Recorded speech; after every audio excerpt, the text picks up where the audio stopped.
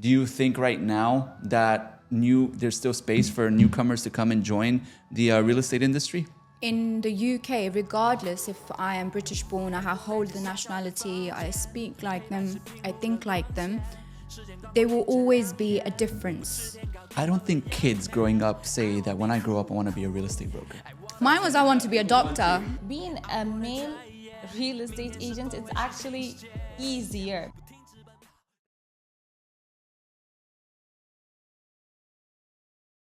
All right, guys. Well, welcome again for our next episode with our special expert in recruiting. We have with us Maher and Raja, my co-host. Thank you so much for joining. Thank you for coming. Me. Yeah. So I know the last time you were on an episode, which I think had great feedback and engagement, was where you were talking about the wage gap. Can you tell me a little bit more about what was that all about?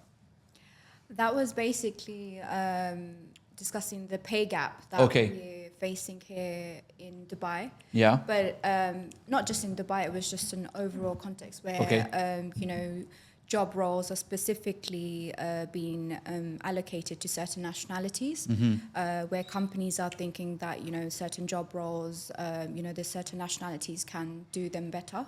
Yeah. So it's just more going into depth and speaking about them and speaking how we can avoid that from happening, and allow further opportunities to be given in the right way. Yeah, I mean, coming from the U.S., when we used to recruit for any vacancy there, we weren't allowed to put certain things that what we are allowed to do here. For instance, nationality, right? Putting exactly what nationality you want to be recruiting for a specific position was completely frowned upon. It's like illegal there.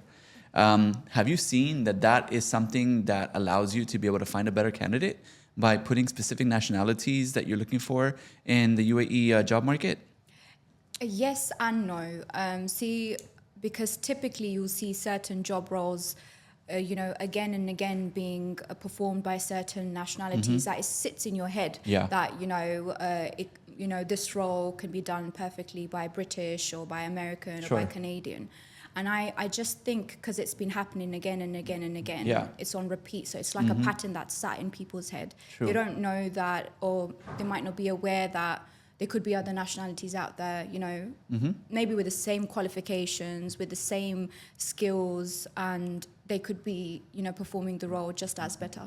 Got it. Do you think companies have quotas for nationalities? For instance, you're allowed to have this number of Indians, this number of Russians, this number of Arabs. Not necessarily. It's all down to the management, the company owners. There are certain companies where the owner, the management is from a specific nationality, and they prefer to have a specific nationality for more to be more familiar with, and they're a bit more comfortable with. And sometimes they're even speaking in their own language, so they think it's like a family kind of vibe. Yeah. Then there's other companies where they're open to any other nationalities. I just think it's preference. It's all down to the company, the management, and that's how it's passed over to us as the recruitment team. Everything comes down from the management. Everything comes down from whatever they're requiring. I mean, we ourselves don't say that, we're looking for a British person, a Filipino person, or an Indian person for this role. Of course, we are told that we require certain, certain specifications, and preferably we would like them to be this nationality. So we're being told. So it's never down to us, even though we get bashed for it. Yeah. But it's actually not us.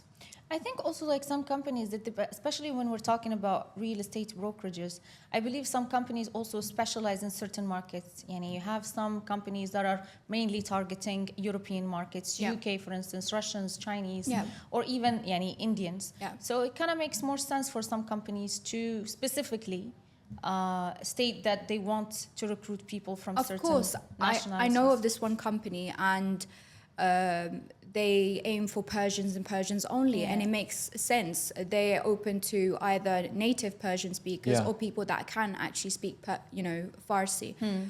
So I get that. There's another company. It's more Russian based. They have more clienteles from there.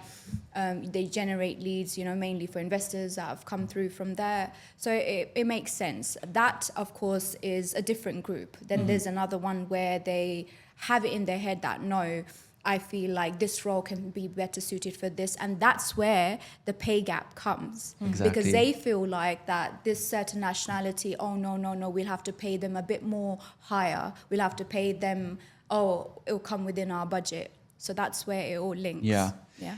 I remember, like in sales, one of the key roles or key golden rules is that where people do business with you if they can like and trust you. And building likability and trustworthiness is easier when you're doing it in their own language. 100%. And so if you're profiling based upon the languages a specific candidate is speaking versus the other, I feel like that is one fundamental that recruiting should definitely be based upon, is the ability to be able to speak very fluently and also with confidence in your ideal client's language. But aside from that, one thing that I've been bashed for, one thing that I've noticed that also, like that's a stigma in UAE, is that where if you do have a specific nationality that works for you predominantly, that you're looked upon as a brand that is perhaps a lower grade. Have you seen that? Or have you heard that? Because you have a larger group of them in of the a specific company. nationality. Yeah. And if you are known to have a specific other type of nationality, I'm not mentioning names, but if you have let's say a different nationality than the one that they're talking about, it's as if you are like top notch and premium. Yeah, and we're just going to make it about colors, brown against white. Yes. If you have more brown Let's talk people, about it that way, yes. Exactly. Yeah, so it's more about colors. If you have more brown people, oh no, you're considered lower grade. I would say if you have more white people, no, like you can perform tasks. I've been even told this yesterday. I was in a meeting and I was talking to an investor. And we were talking about a specific community in Dubai, which is Arabian ranches. And I was telling him, yes, it's a beautiful community. I'm actually shifting my, I do a little bit, I do secondary and I also do off-plan. But the conversation with him was that I want to focus on Arabian ranches. And he goes like, and he tells me, yeah, but it's predominantly, you're not, it's dominated. You can tell when you're driving down the streets that it's... No, he was telling me that it is dominated by a certain and a specific, by British. Yeah. It's like it's dominated by British, by white people. And I'm like, yeah, but it doesn't mean that it's only theirs. I mean, also like other agents from all different nationalities can, take a chance and actually try to work on that community. He's like, yeah, but they do perform better. They give a better service. They're so fast. They're this, they're that. And he started instantly assigning all the amazing qualities that you can think of to this nationality. And I just looked at him and I'm like, yeah, but you have also other brown people, Arabs, other nationalities that can do the exact same thing. See, being easily understood while speaking does not necessarily mean that nationality is better. Yeah. Just because, of course, yes, it is quite obvious that British, American, Canadian accent is more widely understood. But it doesn't necessarily mean they're a better salesperson or they're better at negotiating or, they're overall better, salesperson. In a specific way, yeah. Exactly. I mean, I grew up in America. And in America, the land of the free, and you would think that where you have all the equal rights as a citizen, I definitely felt prejudice there, even as a Muslim, as a brown person, especially after 9/11. And one of the reasons why I came to Dubai is because of that, is because I wanted to make sure that my kids don't have to feel certain ways in being able to be uncomfortable just because they eat what they eat or they speak the language they speak or whatever the case might be. But I'll also say that as an American in Dubai, just because I'm American, although my race is my nationality, my family is from Pakistan, a heritage of Pakistan, just because I speak English in a specific way, I know for a fact that people, when they find out that I'm American, they treat me in a different way. Here, even. It's very different to when you're in the country where you're born and raised, which is, you know, well away from your origin, as compared to a country that you go to. Now, for myself as well, I have both of best worlds. So I have, you know, Pakistan and I have Kuwait as well. In the UK, regardless if I am British born, I hold the nationality, I speak like them, I think like them, there will always be a difference. There will always be a difference. My skin color, my race, the languages I speak, my religion, the biggest point right there. When I've come over to the UAE, I feel like this is a Muslim country. But then again, going to this whole nationality thing, there are companies out there that are still trying to bring that differentiating out there. And I'm thinking, hold on. We tolerate it to some extent back in our country. We won't let it happen here. Yes. Hence, me being a recruitment manager, when I'm bringing in candidates, I'm not differentiating. Yes. Because what has once happened with me, I don't like to be a hypocrite. I don't like to, you know, say that, oh, I will not tolerate this, or I will not let this happen with me, yet I do it with somebody else. Yeah. People are doing it. And again, going back to when you were saying about British people, well, they are out here in the UAE, but can they speak Arabic though? Can they speak Urdu? Can they speak Hindi? Being bilingual is the biggest power out here. Agreed. We didn't have it back in the UK. We didn't have it back in USA. Even, you know, it just, that for me, when I see a person speaks 5 languages, regardless of where they are, they could be could be from certain countries where, you know, companies have said no to. The first thing I see, oh, you can speak 7 languages, because I'm already comparing myself to them. I'm like, damn. As a salesperson, these are the biggest qualities. So you have to see them as a clear canvas. Yeah. And that's where I feel, you know, people are just lacking. Definitely, yeah. Languages is, I think, so important to be able to communicate in your client's preferred language. Yeah. And if you have that skill set and you're in the business of sales, that's where the trust comes. Yeah. It's rocket fuel to a salesperson's career. Definitely. As a recruiter, I'm sure that you've faced sometimes the challenge of you have 2 people that you're trying to shortlist, and one has all the experience, but the other one probably has all the education. Yeah. What would you choose? Experience over education, or education over experience? Is this real estate we're talking about? Yes. See, in real estate, education, honestly, has had nothing to do with it. Yeah. Experience has, and no experience also. Okay. There has been, I have hired agents that have studied dentistry, civil engineering, mechanical engineering. They've been cabin crew. There was an architect even, and they've gone out to, you know, become good sales agents. Yeah. So I feel like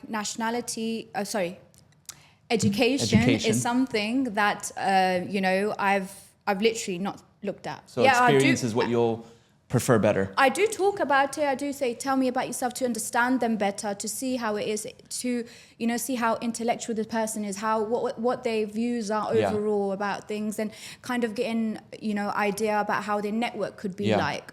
But I think it's been down to experience. If they're from real estate, what kind of experience they've bought, how many years have they bought, what have they closed in those years? As also the ones that have no experience at all, where do they come from? Yeah, I don't think kids growing up say that when I grow up, I want to be a real estate broker, right? Yeah, it's not one of those industries or professions that people want to. Yeah, it's doctor, lawyer. White little board going around saying I want to be a doctor. It's not that, but when all else fails, usually, is how I've seen it in my career as a recruiter. When all else fails, when you fail that med entrance exam, or you couldn't become that lawyer you wanted to be, that's when you try real estate. And that's when I think people feel like, okay, you know what, now I'll get into real estate. And when they come here, they never want to go back. Have you seen that? Have you seen people that went to school for something totally different, but then they ended up in real estate? Definitely. As Maher said, like personally, like I have background, like I have hospitality background. Yeah. Okay. I worked in hotels. And I have colleagues of mine that are dentists. I have colleagues of mine that are engineers, lawyers. I have people who actually had nothing to do with real estate. They had like their own businesses, beauty. Like you meet people from all different walks of life. and they end up in real estate. And I believe what really matters to do this job is, first of all, to kind of have the passion for it, to love it, and just to kind of have the discipline to always want to learn and want to serve your clients in the best way. Yeah. That's why diversity is such a beautiful thing, where coming out here to the UAE, when we're back in our countries, when someone is just Indian, okay, they're just Indian. When someone is just Russian, they're just Russian. Coming out here, no, this person's from Kerala, they're from, they're from Mumbai, they're from Kazakhstan. Your geography, it has a 360 turn. It goes from here to here. So I think it's amazing, like you said also, within sales or recruitment or any industry where there's diversity, and this is where I try to bring more diversity into the company as well, where we can have multiple speakers, people from different nationalities, backgrounds, and I feel like it just takes you out of that box. Yeah. So I wanted to know, so basically while you're in the process of recruiting real estate agents, so what are the main skills that you actually look for? So we said that you really don't consider education much, but mostly languages, but what are like the main skills when you see someone that has this skill, like, okay, he's on my team? See, it's come to a point now where within, 5, 10, 15 minutes of conversating with someone, you just understand, you tend to pick these things up. And I guess that's with sales as well. When you're speaking with a client or an investor, you'll know if they're serious, you'll know if they're not serious. When I'm speaking to someone as a candidate, I'm trying to observe not only the way they're speaking, I speak about some life experiences as well. Okay. And it comes to show that I can sense a little bit of resilience in them. I can sense that they have faced rejection. I ask them, how did you take it? They also tell me about how they faced the rejection. Did that rejection convert into acceptance? So I look at all of these things, and it's clear enough to show that, is this person going to be thick-skinned enough for real estate? Because I do tell them, listen, it's not a walk in the park. Definitely. Because everybody comes to real estate thinking, oh, it's lots of income coming through. I'm gonna, I'm a high life. Exactly. But I do tell them, look, because I have seen other recruiters say, yeah, come, you'll make so much money, blah blah blah blah. They sit them down and that's it. They go poof. With me, I have to tell them that these are the pros, these are the cons, and I look at them. I see the way they are taking it in, and if they are telling me how they'll face the cons, I'm like, you know what, this is the person. They're the ones on your team. I love that you highlighted rejection, because I believe in sales, you have to master rejection. Oh, 100%. You really, if you cannot handle rejection well, then sales is definitely not for you. Sure. And resilience, when I say, it's all about skills again. How confident are you to turn someone's no into a maybe, I'll think about it, and then turn it to a yes. I'll take it. Yeah, that's what basically real estate is, right? You either have those instant yeses or those maybes. You have a no, how are you molding it to a yes? I have seen crazy amount of stories, and I'm sure you guys have faced that too. True. It's all about skills. There comes no education, there comes no previous work background. Your hospitality doesn't come there either. It comes from within. So it reminds me of when I used to recruit as a broker for my brokerage in the US, and so many times the newbies, the ones that were just fresh out of real estate school, that just got their real estate license, those were the easy recruits. But the ones at the brokerage that I wanted to have part of my brokerage were the experienced real estate agents, right? The ones that already had a book of business, the ones that were in the business for many, many years and already known in their marketplace. And those took a lot more effort to be able to get them onto your team. But overall speaking, when you brought them onto your team, they came with baggage. They came with all these demands that sometimes were bad for the office culture. So my question to you is that, knowing what experienced agents bring versus inexperienced brand new agents, would you prefer bringing an inexperienced broker, brand new, fresh out of real estate school, onto your team, or somebody that's that top producer? See, it's a tricky one, because I have brought in top performers. But for me, when I'm hiring a top performer, and I know they're literally kind of hounding on you. Yeah. I kind of step back. Okay. I'll be honest with you, because the first thing I am told that, listen, Maher, we need to bring good agents. Of course, we prefer experienced agents, but also newbies we're open to. Yeah. For me, I have to see if this person's going to help with the culture as well. Definitely. Because in my company where I currently work, I have been told, listen, we're all about good vibes. I have literally been told this agent could bring in millions, but if they're bringing a dark grey cloud on, we don't want him. So Or we don't want her. So basically, attitude against performance or over performance. It's arrogance, actually, over the performance. I would say top player for me, Yeah. an A player for me is Yeah. not somebody that's overperformer, is somebody that is a positive attitude. A positive attitude for me is way more important than your book of business. They can kill the culture of your company, and if they kill your culture, then there goes all the other agents that could be part of your company that want to be. You know, like they say that you could be such a beautiful person, but if you've got an ugly personality, you'll be ugly. That's the same with an agent. You Yeah. could be a top performer, you could be closing in millions, but if you've got that arrogance and, you know, that big-headedness, then it doesn't... No one wants to be around you, yeah. You're not really a top performer right there. You're a top performer... Open your own agency. Yeah, go for open yourself. yours. Why are you Exactly. applying? That's Yeah. usually the case, though. Yeah. These people live on an island. Top producers, they burn like a rocket, right? They scorch everybody around them. Yeah. And so usually they don't have those skills to be able to be the bright and sunny personality in the office. They're the ones that are just in and out, and they're just thinking about numbers and closings, and they're not thinking about creating friendships. But at the same time, the ones that are brand new in the business, they come in, they will go ahead and be at every office meeting.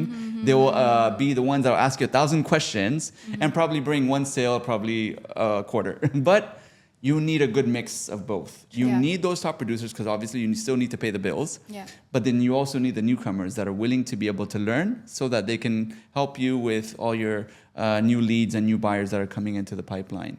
And in Dubai, time is money, and not only that, but it's a very fast-paced environment.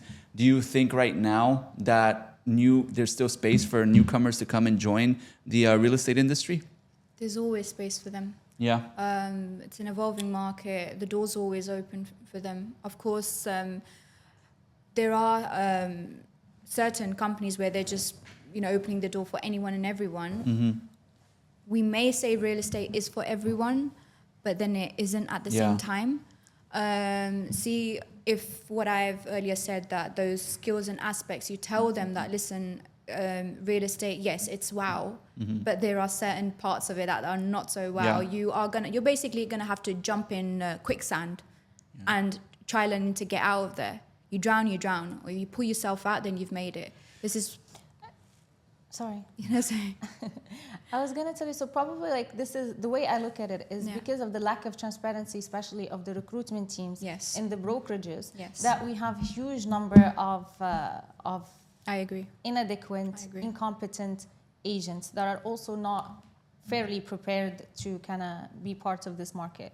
That's where all you know, the training comes in, the prepping the agent, but let's go way before the training as well. There are recruiters out there just selling them dream, telling them you'll have about 5-6 zeros in your account, and you know, this, that, the other. They don't show them that the people that are performing, that are all over the social media, what they've had to go through as well. You have to show them the ugly parts, because they are not showing them the ugly parts, and they're only showing them that it's glitz and glam.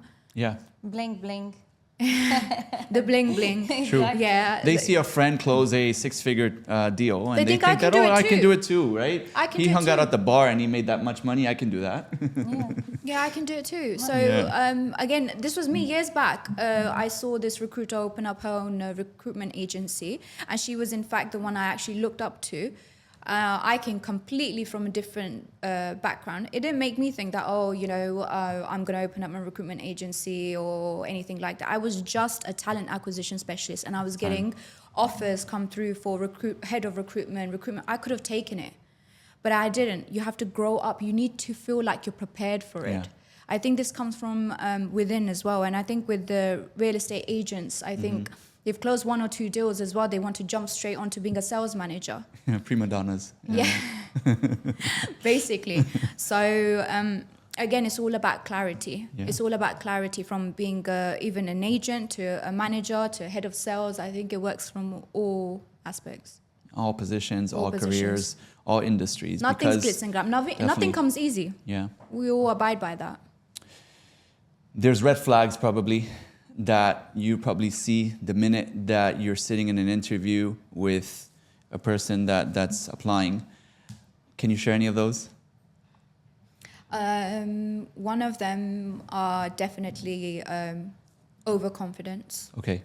I guess that works everywhere, really.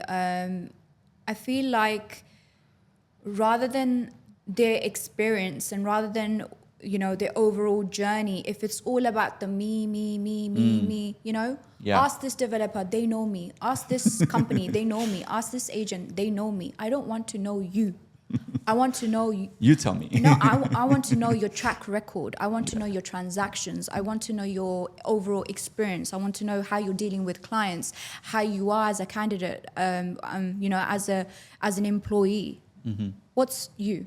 Yeah. You know, that's like you also, I think, when you go out on a date and they're saying, yeah, I can drive fast cars, I do this, I can do horse riding. How is that, you know, how is that helping me understand you? Yeah. Tell me more about you. Tell me where do you see yourself in the next couple of years, you know? I'm sure you've gone on dates, you know how it works, right? Where it's just me. So there's much more beyond me. That is number one, of course, overconfidence. Second is bad mouthing and only bad mouthing about previous companies, employees, other fellow agents. I feel like, and this works in also with HR, by the way, there are a lot of people that bad mouth about me. But I feel like if you're bad mouthing about me, it's because you couldn't reach to where I was. Or you cannot handle the journey that I'm in, or you cannot do the things that I'm doing, because only insecure people badmouth about others. There's a saying, your haters are cheerleaders with dirty pom-poms, basically. That's what's made me famous. I feel very blessed that, you know, there was a conversation going on the other day and they named a few recruiters and they named me. And I was like, and I said as a joke, I said, you know, it's I thank all my haters, because that's the truth. That's how it works. But bad mouthing, I feel like it shows that candidate's insecurity. Yeah. That itself shows me that this person is not confident about themselves. If they're not speaking highly of others, that means they don't think highly of themselves. Mm-hmm. So for me, that's definitely a red flag. And more kind of rather than what they bring to the table is, what can you give me? What can you give me? We will tell you what we can give you, but what can you give us? How are you going to become an asset to the company? This is an interview. This is, True. You know, even if I have approached out to you, I want to know what you can bring to the table. Sure. Yeah, win-win situation, basically. Exactly. Yeah. So you've worked closely with female and male agents. Yes. So I want to know from your perspective as a recruiter who has access to kind of the experience of both genders. So what are the misconceptions that the public in general have about the female agents? And also I want to know what are the challenges that you hear from other female agents that they're facing in this market? See, female agents, so... Where do I begin? I basically have my best friend, she's in real estate. She's actually a top performing agent. I feel very proud saying that. She and I had a conversation not too long ago where, you know, this topic arose where she was given the top performer award. And she had, you know, she's heard a few people say this, that, oh, she's had it easy because maybe, you know, she does this, she does that, or she takes the other route. Where there's been other female performers that have taken down that route and they've not been questioned at all. There is this specific taboo where, you know, if a female does it, then she's taking the other route. When a male does it, it's all, you know, hard work and he's hustling and, you know, bravo. Yeah, I've heard this from clients of mine, and I hear this from people all the time. Like, of course, I mean, it's so easy for you. I mean, look at you. I'm like, no, it's not easier for me. It's actually more challenging for me because when a client, and this happened to me multiple times, like when a client is approaching me, he does not necessarily mean business. And he can actually waste my time, and we can go out on multiple meetings, and he can go view properties, and he can go to developers' offices, but he does not mean business. He's just happy being in the company and entertained by a beautiful girl. Yeah. You know what I Yeah. mean?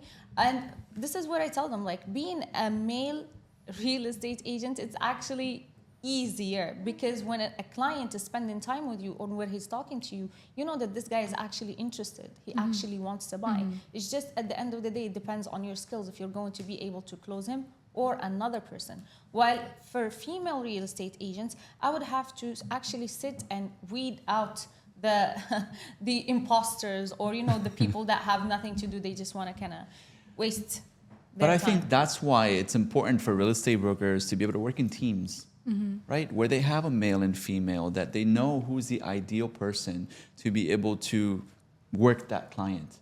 And or when they feel unsafe or when they feel that they're not being taken serious, that they put the opposite sex in the room with them so that they can try to do that. I used to always, as a manager, as an owner, broker of my company in US, that's what I always used to do is when I knew that there was clients that were coming in that were probably using a different reason to work with a specific agent than business, right? I knew that, okay, I'm gonna have to team this client or this agent up with another opposite sexes because that way there'll be a better chance of closing the deal, number one, and number two, of course, which is more important, safety of the agent itself. So here, I think that's one thing that it's important for male and female agents both to do is to be able to team up and have a team approach to closing deals rather than just one-off or single agent relationships.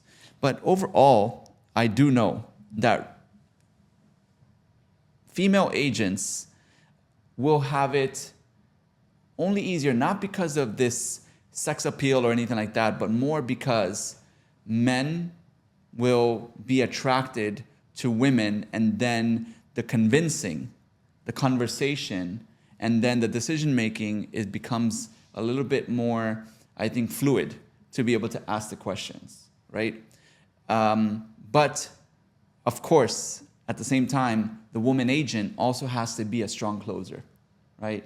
If the woman doesn't have a strong closing ability, then yes, they'll have a lot of their time just wasted is because that male client is just there for maybe the company of a attractive female agent. But more than that, I think what's important is that overall speaking, I believe as a male, I believe that female are much more successful in real estate. Hold bigger power to make people say yes, but then at the same time, they get given more reasons for their time to be wasted as well. 100%. That's 100%. And I'm speaking from my own experience, personal experience. Yeah. So I am on social media.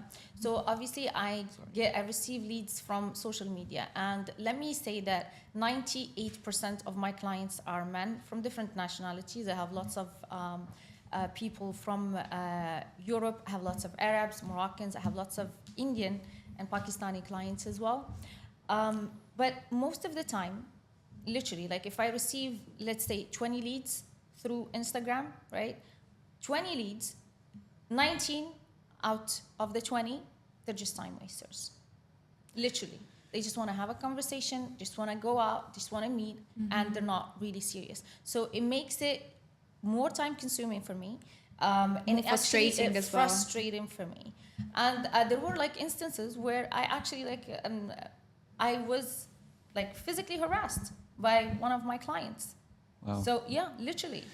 See, Raja, So- you are, I know a person, because I know you personally now, that you know your business, you have expertise. But we also need to know, and I think you ladies can agree or disagree, that there are ladies that join the real estate industry just because they think, because of their looks, that they'll be able to close so much business. 100%. And then when they basically meet with the client, they're really not offering any level of expertise. They're just thinking, just because they look good, that they can basically get the client to do business with them. 100%. And also, like, there are so many female real estate agents. They get to close deals because they choose to go the other route, and they choose to go like with the easier option. And that even makes it even harder for people like, or for women who are actually very hardworking and knowledgeable and they know their business. You know what I mean? Yeah. So also, I feel like that taints or disturbs the way that most of people perceive. It belittles, the female agents are actually putting hours and hours of hard work and, efficiency into this. Just like I told you about my friend. I mean, she's spending day and night, hours and hours, grafting, sacrificing her sleep, whether she's ill, whether she's whatever, going there just to close that deal. And it's very disappointing that when you're getting, applauded for it. Yeah. I mean, not that it should matter to you how people perceive it, but what they are trying to perceive it's very heartbreaking. Yeah.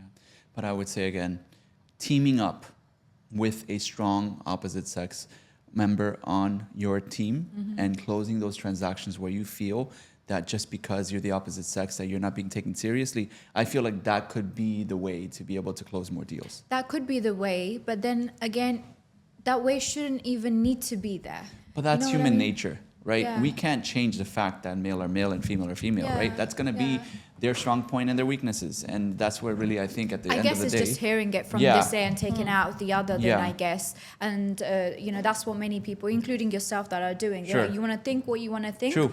I'll still, whatever route you think I'm taking, take. Yeah. I'm making my money. Agreed.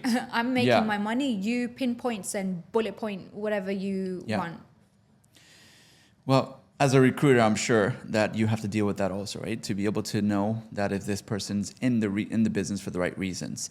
Are they really an expert that wants to add value to their client's business? Or are they here just to be able to juice the money out of the business? And I think at that point, then the decisions are left on the brokerage level also, the brokerage management level also, to be able to know that is that person that one I want to be able to represent my brand. It just takes me back to this one interview I had where she was a female agent, attractive, had experience, went through all her experience and everything, asking her, when's the last time you closed a successful deal? She hadn't closed anything in months. Mm-hmm. We're talking about 6-7 months. So, she lives here out without her family and everything, told me where she lives, how her lifestyle is like. So how are you surviving? Because you're coming to work on a commission basis. How are you surviving? She didn't want to elaborate on that. Is it family support? No. Have you got any other kind of income? No. 6-7 months. This is more than enough for me to understand. Oh, look, I could be wrong, but it's there, right? Yeah. You're not elaborating on, what other forms of... Because for me, you coming on board, I'm very much interested in knowing that whether the agent's going to survive or not. Because it's some days you're closing deals, some days it's really, like a dry month. We all know summer's very quiet as it is. So I'm kind of thinking the whole year, the timeline where, there's going to be times where, let's say it's quiet for you. How are you going to survive? I know they say recruiters don't mainly think about it, but a wise recruiter should. Sure. Because I need you to stay for long enough within the company. Yeah. I don't want you to, just stay for the sake of staying. You need to be bringing something to the door. But also, I'm thinking from a perspective of a broker, from an agent. This is not a question I would answer on a recruitment interview, like if I have other incomes. I feel like that's not something that I would... No, not necessarily I asked, but I asked in a way for it to be kind of said in a way. Of course, I didn't specifically ask, do you have any other kind of income? Nobody would tell me. They would be like, who are you?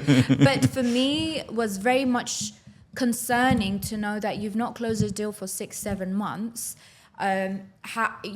You have to see this. How's management going to also see this, And the fact that you have no explanation for why you've not been able to close for several months, that is kind of like a red flag for them. Yeah. I could say to them, this person's presentable, this person, knows what they're talking about. Okay, but what's the track record saying? So for me, it's very much a green flag knowing that this agent is active. Yeah. And then that's how they'll be an asset to us.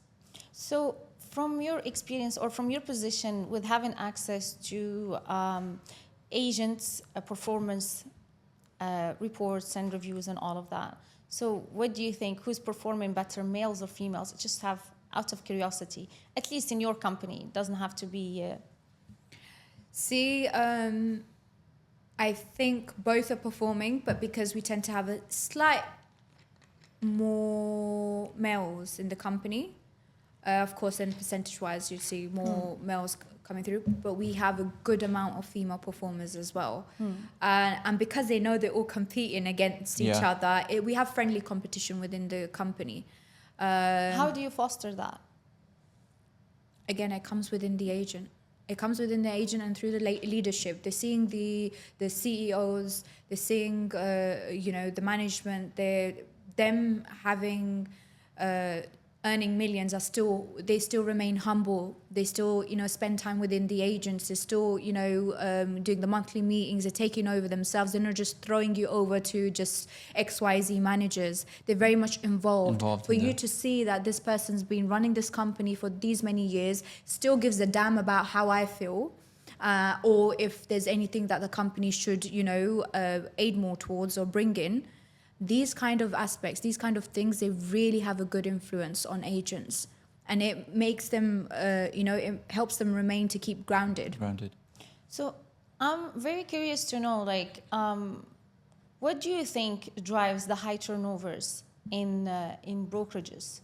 And also in developers, for instance, we know, I don't want to name any developer, but we know that there are certain developers, with armies of sales managers, and every time you're in their sales gallery, you'll be seeing different faces. Yeah. So, in the approach that we've taken in our company, it's been a person that really takes the time to be able to educate the buyer and is willing to put in the effort to create the relationship. And for me, sales is about storytelling. The person that can tell the story best is the one that's going to be able to engage the audience to be able to do business with you. Now, everyone's selling apartments. Everyone is selling the next best project and the amenities and the location and all that stuff. But really at the end of the day, when that buyer, that investor goes home, the one that they're going to remember is the one that basically left a lasting impression and created a positive relationship. So I feel like the ones that in the business that stand is the ones that put the value of or the needs of the buyer before their own, right? If you are a closer, right, there's a time for that. But if you're so busy closing and that you don't invest the time into creating those relationships, then you're going to find yourself working hard and not seeing results. And I think that's number one reason why people leave the business as fast as they join, is because they think they came for the money and they leave because there was no money. And if you're as a recruiter, I'm sure that what works best for the industry is the ones that when you know that this particular candidate is going to invest the time and energy necessary to be able to create a lasting relationship. But it doesn't, not every brand, not every brokerage thinks like that. Some of them, they're just about the numbers. They just want to be able to know that if I hire 500 agents, even if 25% of them show up and they close a deal, that makes my project sell out. Right? And they treat it like that. I think this is something very common, not just in as a sales agent, but also in recruitment. The relationship that you manage, not only just agents, whether it's agents actually handling and maintaining the relationship with their client, but also as a recruiter, how your relationship is with the candidate. Yeah. I have hired a candidate in my first ever company, and they actually reached out to me about 2 months ago saying, hey, I'm looking for an opportunity. I'd like to come down and speak with you. I remembered you were the first name that popped in my mind. How? I'll tell you how. I hired that agent, and every now and then, how's it going? How's it going? How, when they close the sale, I proper congratulated. In fact, I got them a box of chocolate because they were quite shaky. It was my first company and everything, and I had a good, very fantastic relationship with them. And they were actually sad when I left for my other company. And for them to reach out was, okay, right? Yeah. So they've remembered you. What is that? That's relationship right there. I mean, even though they're on my Instagram, they're following, they saw my podcast and everything. I think these things matter. I know Definitely. they say, they have this thing where recruiters don't, once they've hired an agent, they don't even look at them anymore. Yeah. But that is a big thing. I think 2 years down the line, that person's reached out to me. Yeah. That says a So lot about you. I guess it works the same. It goes hand Aspects. in hand both ways. Definitely. Because I think in sales, you're not just selling homes; you're selling emotions. 100%. So you have to be very emotionally available there. If you're just having the Hitler mindset, Yeah. it's not really going to go anywhere. So many industries, and people choose real estate, and people that choose real estate, it shouldn't just be about the money. It should be about something more than money. And if it's not about people, it's not about liking and adding value to their lives and to making their decision on where they want to live and invest the most money, probably for many, this is usually the most money they'll ever invest, then it's going to be a misfit, and it's going to be a place where people will come and go. Definitely. Which other industry do you think, if you had another industry you could recruit for, which industry would it be? Oh, I'd say. I'm from the beauty industry, so I love. I just knew that you're going to say beauty. I I don't know love why. that. That's just something right there. It's quite fun to bring in beauty, and I think a bit odd, but I'd say the medical field. Medical. I don't know. It's very intriguing when you look at their profiles, what they've gone through, Yeah. and technical. And I myself have studied biological sciences, so it goes in. And again, like you said earlier on, do you look at education? My biological sciences, and now I'm a recruitment manager. There's no blend within there. Yeah. There's nothing common there. What do you think is the importance of social media profiles for a real estate agent, especially a female agent that wants to attract serious customers? Do you think if their social media profile is all about picture selfies and what they did last night and where they went and what they bought and what they wore, do you think the clients that they're going to attract are going to be the same ones that are the ones that are going to close deals with them or take them on serious? Do you think the profiles have a lot to do with it? Of course it does. Yeah. It does. I'm not in sales myself, but I tend to have two different profiles. Yeah. When you see my personal one, that's completely my lifestyle, who I am. That's where you'll see a mocktail in my hand and, enjoying life. But my professional one, you'll see my corporate side. Yeah. You'll see it's all about real estate recruitment and, more of the corporate kind of side. And that's where people, when they get in touch with me, they only speak about work. Yeah. Nobody's asking me, hey, what's the best restaurant to go in downtown? Good.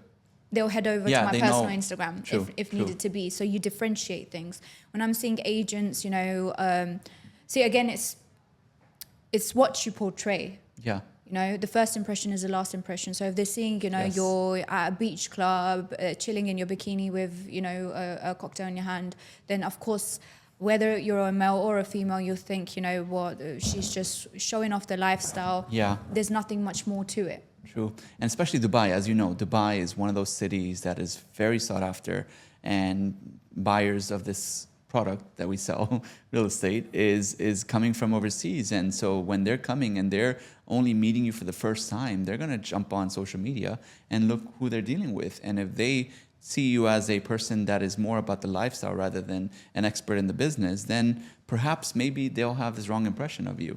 And I think that's what brings to the point that I was wanting to get to, is that how important is then for you to have a LinkedIn page, right? Because LinkedIn is known as the professional social media platform, right? How important is that? And do you ever look at LinkedIn profiles before you make a hire?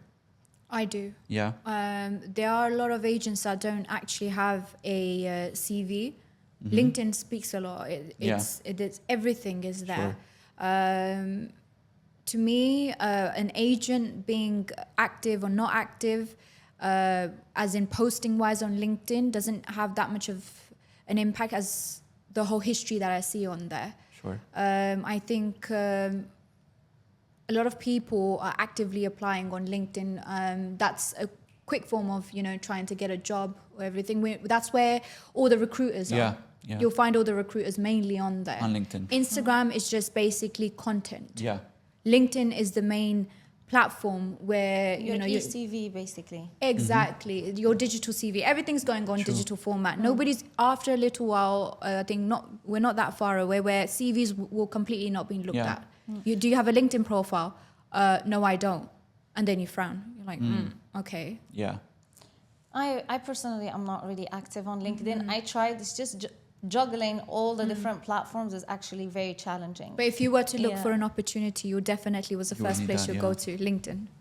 So, Not necessarily, really. It depends on the person. Like, it's different from one person to another. I have never looked for an opportunity on LinkedIn. Experienced agent works out, I think, a bit different as compared to new agents. Yeah. So new agents, the first platform is LinkedIn for them. Yeah. As I mean, an you employer, yourself, an employer, you just need to shout in the air. You'll find opportunities right there. as an employer, that's the place we advertise. That's the place we recruit from, is because that's where we know that somebody that's taken the time to be able to create a LinkedIn profile and updated it, right? Not just with last 10 years ago's job or a hobby or education, then I know that this person is using social media actively also from a professional standpoint, not just as a entertaining or a personal level. So yeah, definitely. Can I just to circle back to the point where we're talking about agents and having presence on social media? Yeah. I talk from personal experience where basically now there's a difference between having an account and just posting about, like, sometimes about real estate and sometimes about your personal life. But the whole point, or like where people are pivoting now, real estate agents or any other industry, is basically building a personal brand. Agreed. And when you're building a personal brand, people, they want to connect with people. They don't want to connect with you just on a corporate level. People want to know, like, where do you go, what you do, because you're not just a real estate agent. You're a real estate agent / influencer / content creator / you know what I mean? So, and I have seen people who are on social media and they're top performers, they're doing very well. But if you actually go on their accounts, you'll realize that their account, it's like basically it gives you an insight, or like it's a window to their life. What they do on a personal level, like where they go for, I don't know, for vacation, to their favorite restaurants, to their client meetings, to their properties, and what is it that they're trying to sell. Because at the end of the day, as I was saying, people buy from people because they're emotionally attached, or they subscribe to brand Maher or brand Amir or brand Raja. They're not subscribing to you just as the expert. The experts, because that gets boring with True. time. Agreed. That's again, sorry, one is engaging and, you know, also leading them into your life. But then one is also flashing it off. There's a big difference. On social media, you're seeing agents that are actually saying, hey, you know, that window where you can see the engagement, where they're going on holiday, like you said, you know, what are they doing after their commission? They're like a big deal closing. Then the other one is going into jets and sitting in bougie cars. And, you know, there's a fine line between showing your lifestyle and flashing your lifestyle. Yeah, but again, that's part of their branding. If their brand is built on that concept, then that's their brand, and that's how they're getting their leads, that's how they're getting their clients.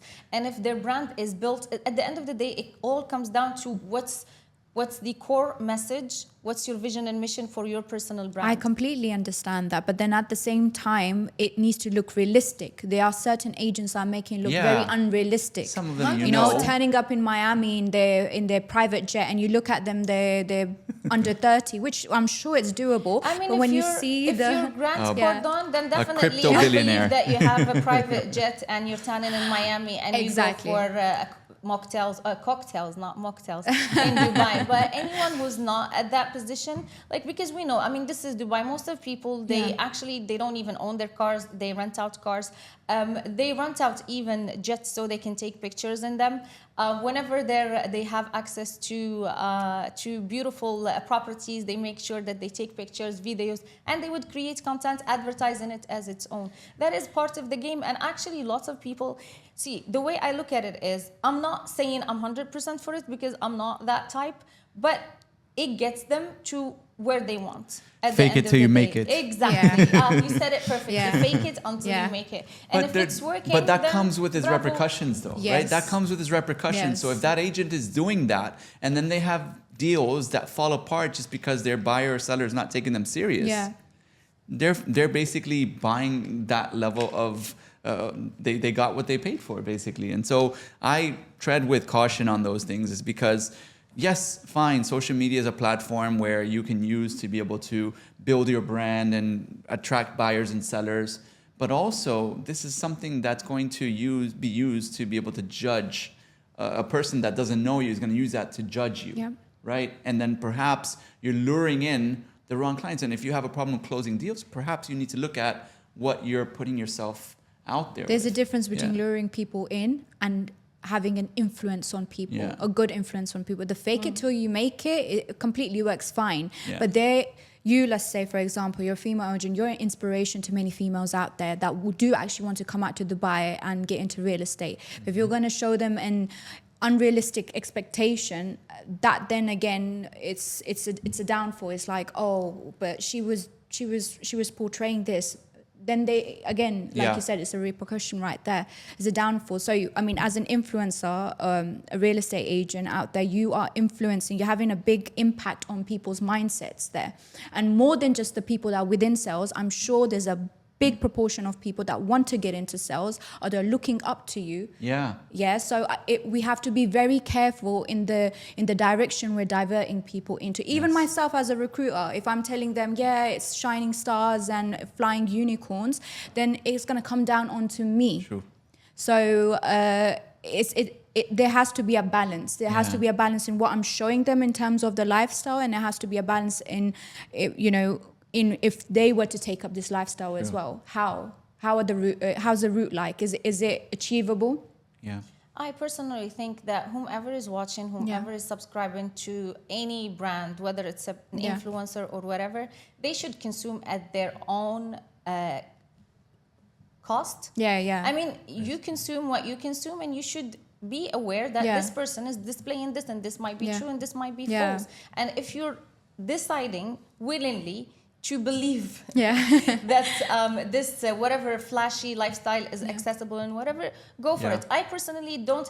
I would say that it would be really, ethically, it would be really good if influencers or content creators Yeah. take responsibility of whatever that they're sharing, because they do have influence on Yeah. lots of people, and especially young people. Young people. Right? But at the end of the day, each person have to kind of be responsible of Yeah. their own choices. It's a We tricky cannot one. keep Yeah. holding other people accountable. Just take responsibility of what you consume and of what you feed your mind and your soul. But sadly, the pressure that influencing gets you, if there's something that's, seems false or seems like it's not achievable or anything like that, then the poor influencers get the bashing. Yeah. That's the thing it is. Even I'm sure any content we post, there are people in the comment section who, if they agree, then it's like, yay, clapping emojis and everything. And it's no, they bash us. They bash us to the ground. And then again, yes, it's, I have to agree with you where it doesn't stop us from closing our mouths. Sure. It doesn't stop us from, portraying what we want to portray. I guess it's just audience Yeah. expectations for And you. at the end of the day, whether for influencers or content creators, if you're putting yourself out there and you are deciding to go public with whatever content that you create, then Yeah. you should be ready to You should be assume- ready for it. Yeah, I You mean- have to have that thick skin on, Yeah. right? You got into real estate for a Yeah. reason, Yeah. and judgment is This going to is be one of the something things you're that's going to have to deal coming. with. Yeah. Yeah. Yeah. One last question for you both. Regulations, right? We all like rules, but we sometimes want to bend them. What regulation do you think should be in our industry when it comes to joining or the whole recruitment process of our real estate industry? Do you think there's any regulations necessary that can make our business easier? Do you want to say something? I think probably I would speak from a broker's perspective, and I Yeah. would say that it should. I mean, the access to get in, for instance, certificates or licenses as Yeah. brokers should be made a little bit more challenging. Okay. Not everyone should have access to it. Yes. Because I believe it's very lenient now that anyone just can go and can get Anyone get and that everyone, RERA.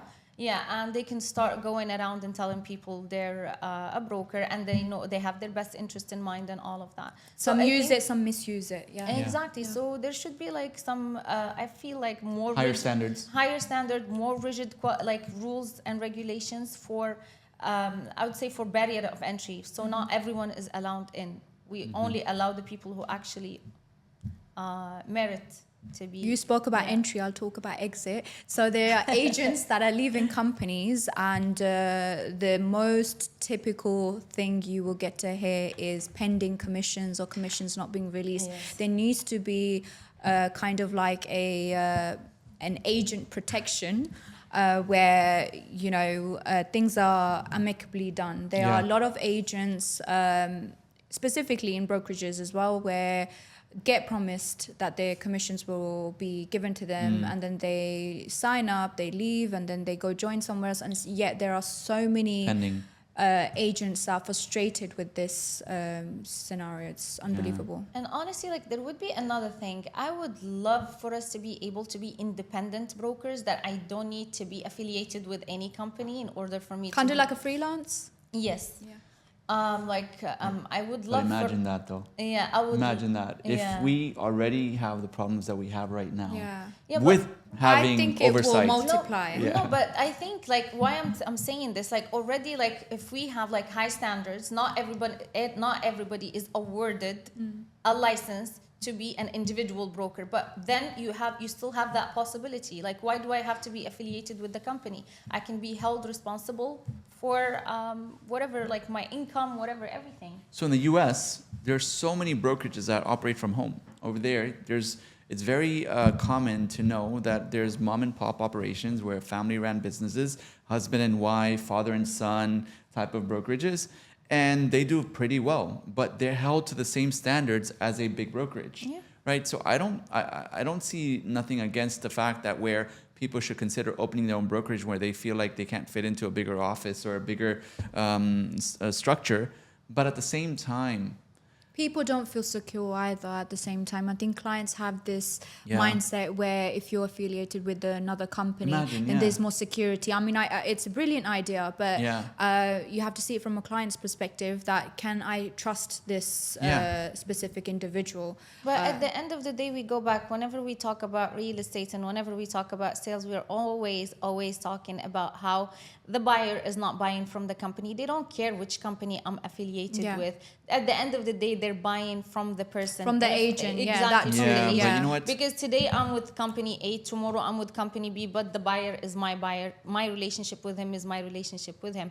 And if I am regulated as a broker and I have like an official certificate or an official license from the government of Dubai, from the LD itself, that says that I am competent, I am someone that can be trusted, I think that should not be an issue. Then again, it goes halfway. I say you have that, and then I think early on I was speaking with someone. They went for a viewing, and I think they didn't like the service that was given to them by the agent, and they were, they blocked his number and everything. And then a friend of mine had suggested another listing and showed it to them, and he looked over at, he goes, "What company is it with?" And he was like, "No." He goes, "No, this is the agent that I blocked from this. The agent that I had blocked was from this company, so I'm never working with that company again." Again, then it's a tricky one, because they're either caring about the agent themselves, or they care about the company that they're with. I think it's a hit or miss. Hit or miss, Yeah, sophisticated buyers and sellers, they want to buy into not just the agent, but the support, the marketing, the brand recognition, the access to the market, and so on and so forth. Like for me, for instance, as a developer, when I choose an agent to work with that wants to sell me a plot, right? I also look at the brokerage they're part of, is because that also tells me that will they be able to give me access to deals that I can't get otherwise, right? Because I want to make sure that when I'm giving a check in the name of the brokerage that's going to be held for millions of dirhams, right? Is that agent going to encash it and fly by night? Or is that brokerage somebody that I can trust that's going to be around when I'm getting to the closing table? So those things, right? And yes, there are regulations that hold even individual agents accountable. But let's face it, there are a lot of people that are going to use the system and all the loopholes within it to be able to take benefit. 100%, I agree with you, but also like we're in the age of personal brands, and again, and I'm very big on this.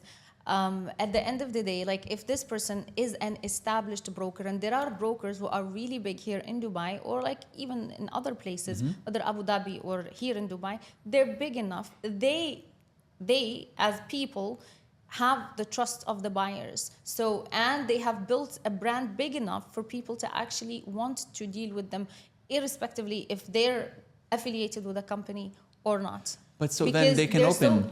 But so they can open their own brokerage, no? They can get their own license. They can. This is just, I'm saying that some people, they choose not, like, it would be better. It would be a good option to have. Do you think that broker loses business the minute they open their own brokerage? Do you think they gain and they keep and retain all their clients and their deals? I think what happens is, especially I've seen this like with lots of agents who are top performers. What happens is when they open their own agency, they have the issue of delegating or giving their clients to like their new recruits. You know what I mean? So they, instead of being focused on building the brokerage and sitting and putting all the strategies, they still act as if they're still an agent. And I've literally seen so many companies of one where the person, they go and they just open the company and they start closing on themselves, them alone. Yeah. But when you tell them like, why don't you recruit other people? Like, no, I cannot trust other agents. Because they suck at managing. They're good at sales, but they suck at managing other people. And I have seen this, and I have seen this with so many top performers. Yeah. Like they're great, and actually they're doing great as a company of one, better than having more people on board. Closing sales is not much of a big deal as the operational side of it is. Yeah. People don't understand this, and I stress upon it that okay, you've got the capital to open up a real estate brokerage, but have you done enough homework to see how the back office works, how the operational parts of it works, how the marketing side of it? You want to sit down in admin. Isn't, do you know what admin specifically needs to do? Do you even yourself know how to put up a listing? Do you know how, the portals that we're going on? Do you know what kind of packages, what things? Because all of that gets done for them. Agreed.